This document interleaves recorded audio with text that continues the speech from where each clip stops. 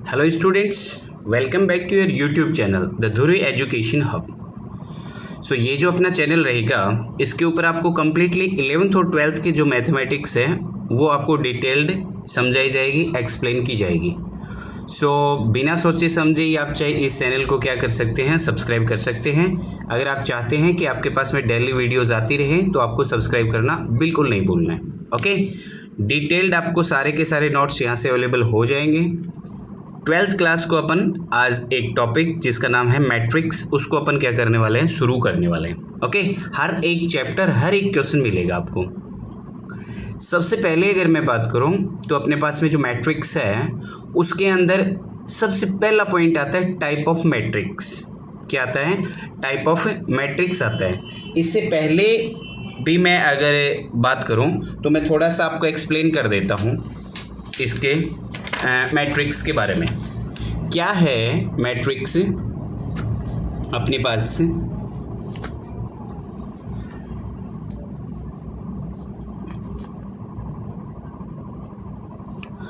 हाँ, मैट्रिक्स को रिप्रेजेंट करने का अपने पास में जो प्रोसेस रहता है, तरीका रहता है, वो कैपिटल अल्फ़ाबेट के अंदर जो लाइक ABCD जो होता है अपना, उसके अंदर अपन क्या करते हैं, इसको शो करते हैं, रिप्रेजेंट करते हैं, उससे डिनोट किया जाता है। लाइक A, B, ये अपने पास में क्या रहते हैं, मैट्रिक्स को रिप्रेजेंट करने के अल्फ़ाबेट हैं, वो एक तरीका, पैटर्न रहता है। अच्छा, इसमें इससे तो रिप्रेजेंट किया जाता है, रखा किस में जाता है? लाइक मैं मान के चल रहा हूँ, ए मेरे पास जो मैट्रिक्स है वो एलिमेंट है, इसके अंदर क्या है, एलिमेंट्स हैं।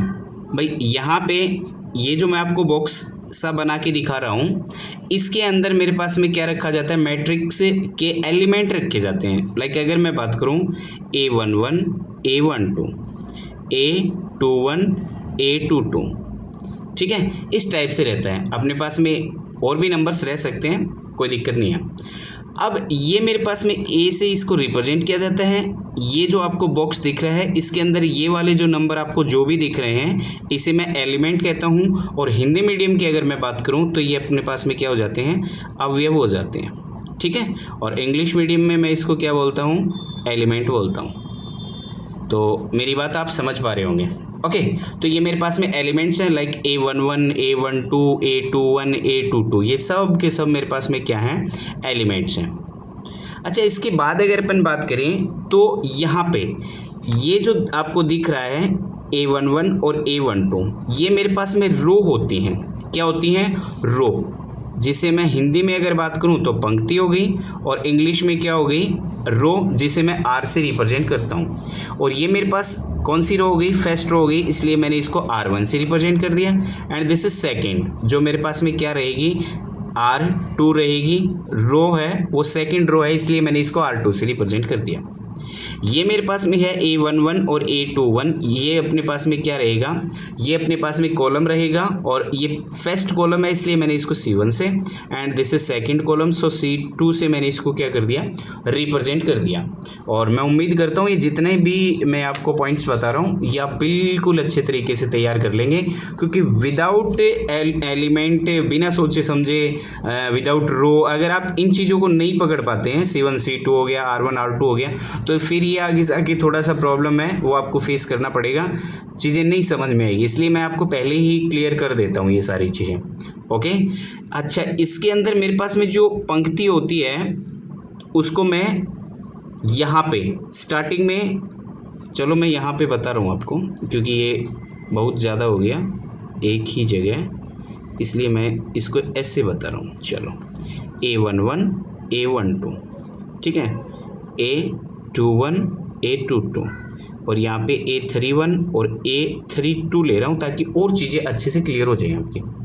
मैंने कहा कि sir this is R1, this is R2 and this is R3, clear.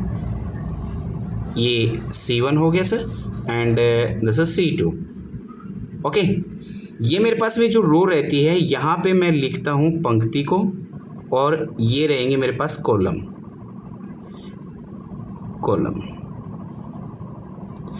जिसे हिंदी में मैं कहता हूँ स्तंभ। ठीक है, मैंने यहाँ पे पंक्ति लिखा इसलिए मैं यहाँ पे स्तंभ लिख रहा हूँ, अदरवाइज़ मैं यहाँ पे रो और यहाँ पे कॉलम लिखता। ओके, अब यहाँ से समझे आप और चीज़ों को। ये मेरे पास में क्या हो गया, पंक्ति और स्तंभ। समझ में नहीं आई ये बातें तो समझिए आप। मैं मान के चलो कि मेरे पास कोई एक मैट्रिक्स है, ठीक है, A11, A12, A13, this is A21, A22, A23। Clear? ये मेरे पास में एक मैट्रिक्स है। मैंने कहा सर पंक्तियां हैं उनको स्टार्टिंग में बोली, तो इधर मैंने पंक्ति बोला, इसका मतलब R1, this is R2, okay, C1 and this is C2 and C3। मैं सबसे पहले किसको रखूँगा, पंक्ति। इसका मतलब पंक्तियाँ कितनी है सर, रो कितने हैं, how many row in this, so 2, so 2 रहेंगे मेरे पास रो, 1 2 3, और 3 मेरे पास क्या रहेंगे, कॉलम रहेंगे। इसका मतलब 2/3 की क्या हो गई, ये मेरे पास में मैट्रिक्स होगी। मेरी बात आप समझ पा रहे होंगे कि मैंने अभी तक के केसेस में क्या क्या आपको बताया, समझे एक बार दोबारा। मैं मैट्रिक्स है उसको रिप्रेजेंट है वो कैपिटल अल्फ़ाबेट से रिप्रेजेंट करूँगा, दैट मीन्स A। ये जो बॉक्स है इसके अंदर मेरे पास में लाइक A11, ये जितने भी आपको नंबर्स दिख रहे हैं इसको मैं एलिमेंट कहता हूँ इंग्लिश में, ठीक है, और हिंदी मीडियम में के लिए क्या हो गया, ये अवयव हो गया। ये मेरे पास में जो है A11, 12, ये मेरे पास में R1 हो गया एंड दिस इज R2, ये मेरे पास में R2 हो गया। ओके, इसको मैं C1 and this is C2। ये अब मैंने क्या कहा कि आपके पास में ये देखिए, मैं यहाँ पे सबसे पहले पंक्तियों को रखता हूँ, देन आफ्टर स्तंभ, ठीक है, बोले तो रो और कॉलम, रो और कॉलम, ठीक है। अब देखिए मैंने एक एग्जांपल लिया कि सर मेरे पास में कोई एक मैट्रिक्स है और उस मैट्रिक्स में मेरे पास में ये सारे के सारे एलिमेंट्स हैं। So this is R1, R2, C1, C2, C3। अब देखिए कितने रो है मेरे पास में, 1 और 2। तो मैंने कहा कि सर रो को मैं सबसे पहले रखूँगा। सो रो मेरे पास 2 हो गई सर, 1 2 3 मेरे पास में क्या हो गए हैं सर, कॉलम।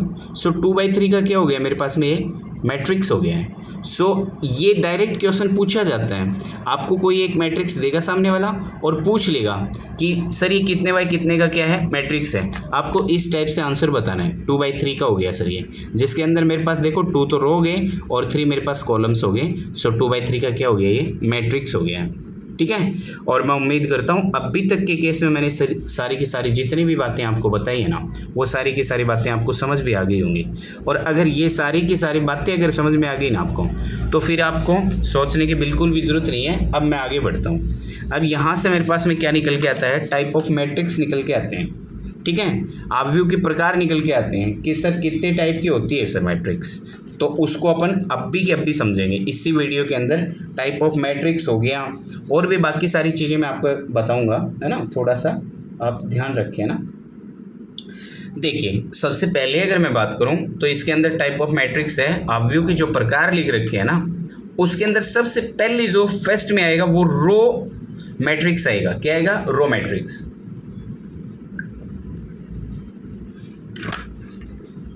रो मैट्रिक्स समझे, पंक्ति अवयव जिसे अपन हिंदी में कहते हैं। अब इसके अंदर देखो डेफिनेशन को मैं बिल्कुल आराम से आपको समझाऊंगा, आपको बहुत आराम से समझ में आएगा। मैंने क्या कहा, रो मैट्रिक्स। इसका मतलब मेरे पास में जो हैं वो पंक्तियां ही रहेंगी सर। मेरे पास क्या रहेंगी, ऐसा नहीं है कि इसमें कॉलम नहीं रहेंगे। इसमें सर रो मैट्रिक्स का मतलब मेरे पास में रो है ना, वो सर सिंगल मिलेगा, एक रो मिलेगा। मेरे पास कॉलम कितने होंगे डजेंट मैटर, बट मेरे पास कॉलम है वो एक ही होना चाहिए।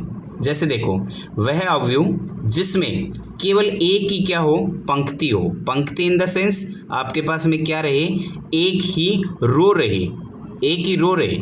इसका मतलब सर एग्जाम्पल समझ लीजिए। एग्जाम्पल मेरे पास में ये हो गया कि मैंने एक रो मैट्रिक्स लिया है, आप इसको लिख सकते हैं 1 2 3 4 मैंने इसके एलिमेंट लिए और ये मेरे पास में क्या हो गया है, जिसके अंदर एक ही मेरे को रो मिले, सिंगल रो मिले। कॉलम कितने भी हो सकते हैं, 2 या 2 से ज़्यादा, एक भी हो सकता है, कोई दिक्कत नहीं है, ठीक है। तो ये अपने पास में क्या हो गया, रो मैट्रिक्स हो गया। मैं उम्मीद करता हूँ रो मैट्रिक्स आपको समझ आया होगा। सेकंड नंबर पे अगर अपन बात करें तो मेरे पास में जो निकल के आता है वो कॉलम मैट्रिक्स आता है। बिल्कुल डिट्टो अपने पास में जैसे रो मैट्रिक्स था वैसे कि वैसे ही अपने पास में कॉलम मैट्रिक्स है। सीधा सा है कि मैंने अगर आपको फर्स्ट में जो रो मैट्रिक्स समझाया अगर आपने उसको समझ लिया ना तो कॉलम मैट्रिक्स में आपको बिल्कुल भी दिक्कत नहीं होने वाली। कैसे? क्योंकि मैंने कहा है सर कॉलम मैट्रिक्स, इसका मतलब मैं इसको हिंदी में क्या कहता हूँ, स्तंभ अवयव कहता हूँ। स्तंभ अवयव जो होता है, कॉलम जो मैट्रिक्स होता है उसके अंदर अपना क्या रहता है, वह अवयव जिसमें केवल एक ही स्तंभ हो। अब की बार क्या रहा, मेरे पास में स्तंभ एक रहा, इसका मतलब कॉलम एक रहा सर। रो मेरे पास कितनी है डजेंट मैटर, इसके अंदर देखिए कॉलम सर सिंगल मिला मेरे को। इसका मतलब सर सबसे पहले मैं रो को रखता हूँ, रो का मतलब 1 2 3 और 4, तो 4 तो मेरे पास रो हो गई सर। कॉलम मेरे पास 1 हुआ है, इसका मतलब 4/1 की क्या होगी मेरे पास में, ये एक कॉलम मैट्रिक्स हो गई है। मैं उम्मीद करता हूँ ये कॉलम मैट्रिक्स आपको समझ आया होगा। बात कर लेते हैं इसी के साथ में नेक्स्ट जो अपने को दे रखा है, क्या दे रखा है सर, जीरो मैट्रिक्स कह सकते हैं आप इसे, या तो फिर आप इसको नल मैट्रिक्स भी कह सकते हैं। डायरेक्ट आपके एग्जाम में पूछ लिया जाता है कि सर नल मैट्रिक्स किसे कहते हैं। आपको नहीं पूछेगा जीरो मैट्रिक्स किसे कहते हैं, आपको बोलेगा कि सर आप नल मैट्रिक्स बताएं। जैसे आप हिंदी में क्या कहेंगे, शून्य अवयव कहेंगे। क्या कहेंगे, शून्य अवयव कहेंगे। अब समझें आप इसको कैसे, कि मेरे पास में वह अवयव मैट्रिक्स जिसे आप हिंदी में आप अवयव कहेंगे और इंग्लिश में मैट्रिक्स हो गया, जिसका प्रत्येक अवयव शून्य हो। किसी के दिमाग में चल रहा हो कि सर जिसमें एक भी मैट्रिक्स नहीं है, एक भी मैट्रिक्स एलिमेंट नहीं है ना, तो आप इसको क्या कैसे समझ सकते हैं, इम्पोर्टेंट कैसे है, इसे आप बड़े आकार के शून्य से, ये ओ नहीं है, ये बड़े आकार का शून्य है, इससे क्या करते हैं आप इसको जीरो मैट्रिक्स या नल मैट्रिक्स को क्या करते हैं, रिप्रेजेंट करते हैं। लाइक मैं अगर बात करूं तो ये मेरे पास में नल मैट्रिक्स होगी जिसमें हर एक अवयव क्या है, जिसका प्रत्येक अवयव क्या रहे, शून्य रहे। प्रत्येक मतलब ईच एलिमेंट, तो ईच एलिमेंट इसका मतलब मेरे पास ऐसे सारे के सारे जितने भी एलिमेंट है ना वो सब के सब जीरो हैं। इसका मतलब आप इसको रिप्रेजेंट किससे करेंगे, कैपिटल जीरो से करेंगे। एक कैपिटल बड़े आकार का ये आपके पास में क्या है, शून्य है, ठीक है, तो ये बड़े आकार का शून्य हो गया, इससे आपको रिप्रेजेंट किया जाता है। इंपॉर्टेंट मैंने आपको बताया कि ये वाली डेफिनेशन ये इंपॉर्टेंट है, आपको डायरेक्ट एग्जाम में पूछ ली जाती है, और मैं साथ साथ बताता रहूँगा कि कौन सा पार्ट है वो आपके पास में क्या रहेगा, इंपॉर्टेंट रहेगा, ताकि आपको एग्जाम पे उस इसकी क्या मिले, हेल्प मिले। क्लियर? बात कर लेते हैं इसी के साथ में नेक्स्ट क्या बता रहे हैं अपने को।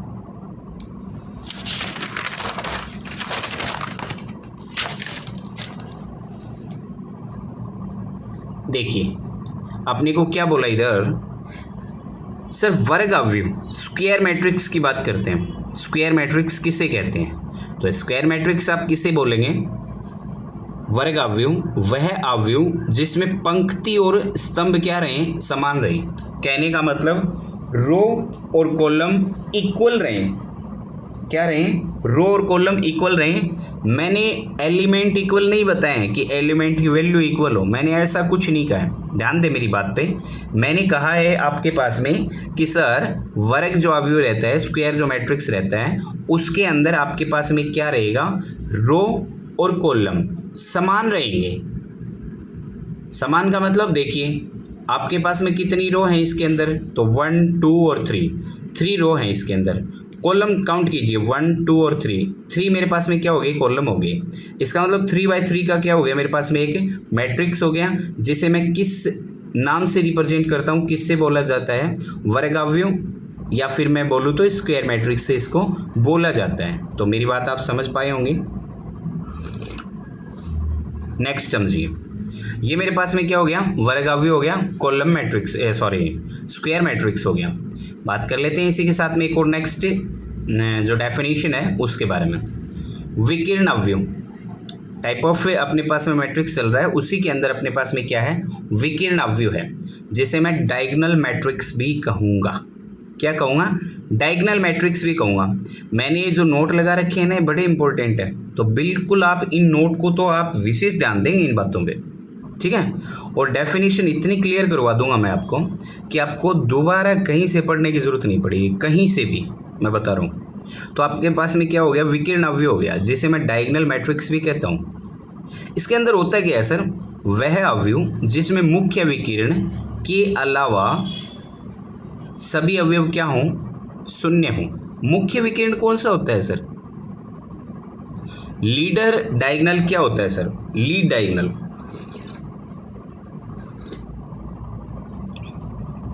देखें ये जो है ना आपके पास में, ये मुख्य विकिरण है, मुख्य विकिरण लीड डायगोनल है, ठीक है। तो वह अवयव जिसमें मुख्य विकिरण के अलावा सभी अवयव क्या हों, शून्य हों। तो ये मेरे पास में क्या हो गया, मुख्य विकिरण हो गया, लीड डायगोनल हो गया। इसके अलावा मेरे पास में देखो ये वाला एलिमेंट बचा और ये बचा है, तो ये दोनों ही जीरो हैं, तो ये इसका एक बेस्ट एग्जांपल है। अब देखो नोट में क्या था, समझे। विकिरण जो अवयव है, जो ये रहा सर, हमेशा वर्ग अवयव होता है। इसका मतलब नेसेसरी है सर, मस्ट है कि अगर आपके पास में विकिरण अवयव है ना, तो सर 100% वो वर्ग अवयव है ही है, स्क्वायर मैट्रिक्स है ही है। और स्क्वायर मैट्रिक्स क्या थी सर? स्क्वायर मैट्रिक्स तो सर आपने थोड़ी देर पहले ही बताया था कि मेरे पास में एलिमेंट जो हैं रो और कॉलम, रो और कॉलम क्या रहे मेरे पास में, इक्वल रहे, समान रहे। इनके एलिमेंट इक्वल हों या नहीं हो, मेरे को उस बात से कोई लेना देना नहीं है, कोई मतलब नहीं है।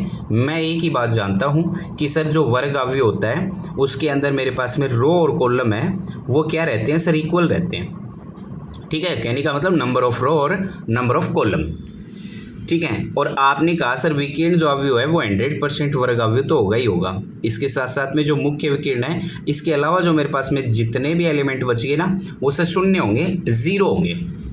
ओके सर, बात समझ में आ गई। सर आगे बता दो आप हमें, समझो तो फिर आगे। अदिश अवयव, जिसे आप इंग्लिश में स्केलर मैट्रिक्स भी कहते हैं, क्या कहते हैं? स्केलर मैट्रिक्स, समझे।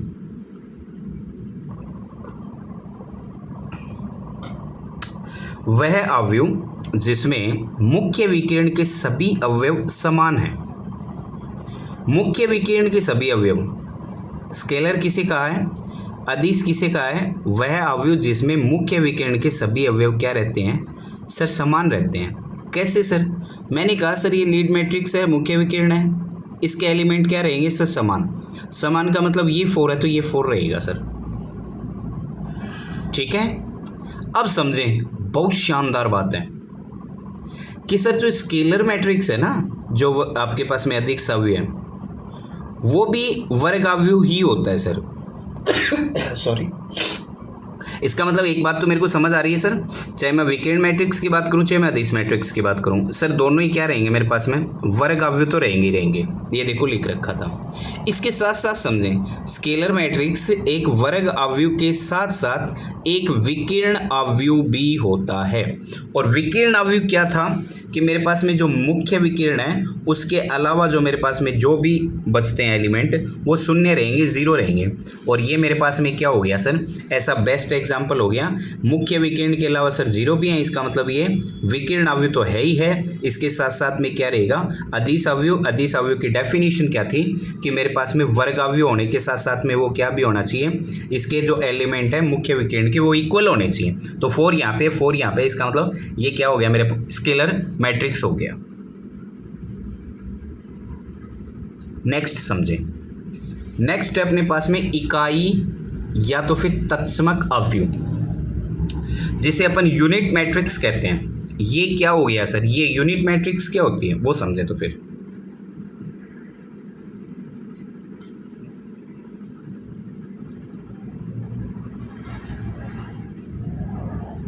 वह अवयव जिसके मुख्य विकिरण के सभी अवयव इकाई हो, वो यूनिट मैट्रिक्स या इकाई मैट्रिक्स कहलाता है, ठीक है, जिसे तत्समक अवयव भी कहते हैं।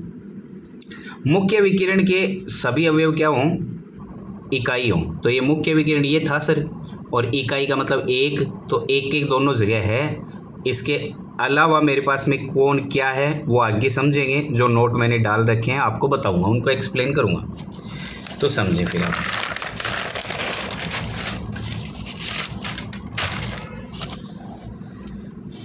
हाँ, नोट क्या है सर, इकाई जो अवयव होता है जिसके अंदर मुख्य विकिरण है वो 1 रहे, 1 1 रहे, वो वर्गाव्यू के साथ साथ में सर स्केलर मैट्रिक्स भी होगा। चलो अब बात समझ में आई सर। वर्गाव्यू तो होना ही होना चाहिए सर, स्केलर मैट्रिक्स भी होना चाहिए, समान होने चाहिए और समान इकाई ही होना चाहिए, तो इकाई मैट्रिक्स हो गया। समान है तो वो 1 1 है ही, तो स्केलर के साथ साथ में वो वर्ग या वर्ग के साथ साथ में वो स्केलर भी नेसेसरी है, मस्ट है ना। तो ये वाली बात भी आपको बेहतरीन तरीके से समझ आ गई होगी।